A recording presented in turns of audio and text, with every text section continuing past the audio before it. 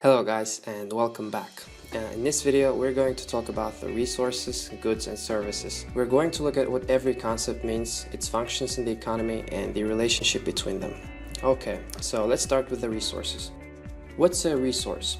A resource is basically any input or factor of production. What do we mean by that? First of all, let's start by defining production. Production is defined as the process of converting the input, or in other words, raw material, into output. Anything that assists production is called the factor of production. Let's look at the example to make things easy to understand. Suppose you want to build a house. To do that, the first thing you have to make sure of is that you have all the needed resources at your disposal. In this case, the resources are the bricks, different colors of paint, some cement, some wood, and etc. By using the resources, you're able to come up with a finished good, in this case a house. If you didn't have those resources, you've never ended up building a house. So I guess that gives us an idea of what the resource is. Let's move on further. Resources sort into four broad categories: labor, capital, land or natural resources, and entrepreneurship. Let's examine each one separately. First one in the list is labor.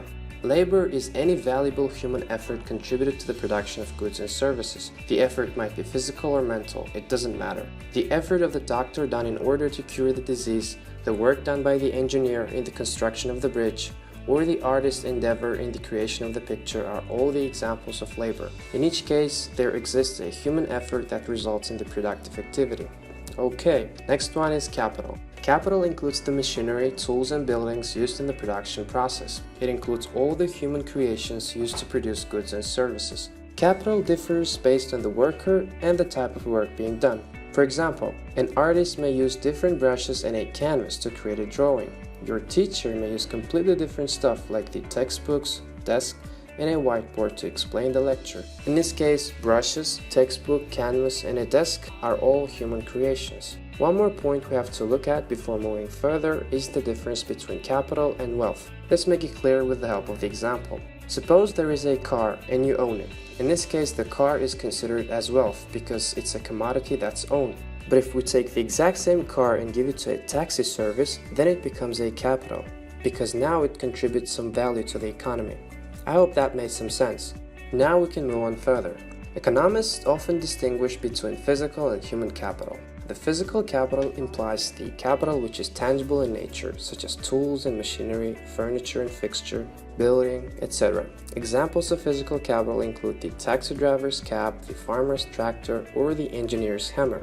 Human capital, on the contrary, refers to stock of knowledge, talent, skills, and abilities people acquire to enhance their productivity. The examples of human capital may include the taxi driver's knowledge of the city streets, the surgeon's knowledge of biology, and your knowledge of economics. You may have noticed that I haven't included money as a factor of production. You might be wondering, isn't money a type of capital? Money is not capital in economics because it's not a productive resource. While money can be used to buy capital, it can't be used to aid production. Money merely facilitates trade, but it's not in itself a productive resource, and that's the only reason why it's not considered as capital in economics. Okay, so far so good. Next comes the land. The term land generally refers to the surface of the earth, but in economics, land stands for all the natural resources which are used in the production process. Living and non-living, it doesn't matter. Such resources are freely available and might be called as gifts of nature. But we mustn't forget that the land resources are limited in supply, and therefore we must use them efficiently. Let's move on to the last resource on the list: entrepreneurship. An entrepreneur is the person who dreams up a new product or finds a better way to produce an existing one. An entrepreneur combines the other factors of production, land, labor, and capital, to discover and make use of profitable opportunities. Without the entrepreneur combining the other resources in new ways, many of the innovations we see around us would not exist. Entrepreneurs are a vital engine of economic growth, helping to build some of the largest firms in the world, as well as some of the small businesses in your neighborhood. Now let's turn our attention to goods and services. We desire to have all the things to satisfy our present and future wants.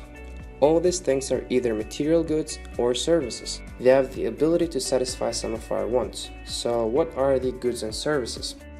Goods are material things wanted by human beings. They can be seen or touched. Services are non-material things. These cannot be seen or touched, only their effects are felt. When we're hungry, we take food. When we fall sick, we take medicines. When we study, we use books, notebooks, pen, paper, etc. However, wants for haircuts, stitching of clothes, a car repair, studying in a school or a college are not satisfied by goods. These are satisfied by the services performed by a barber, a tailor, a mechanic, and a teacher. We can see that some of our wants are satisfied by goods and some by services. Both goods and services must be produced. They don't appear magically on store shelves. And as we know already, we need resources to create goods and services. But here's the catch. Because resources are scarce, the goods and services themselves are bound to be scarce. Scarcity is everywhere. Okay, that was it for today. I hope you all enjoyed the video. If you have any questions, feel free to comment them below. Thanks for watching and see you soon.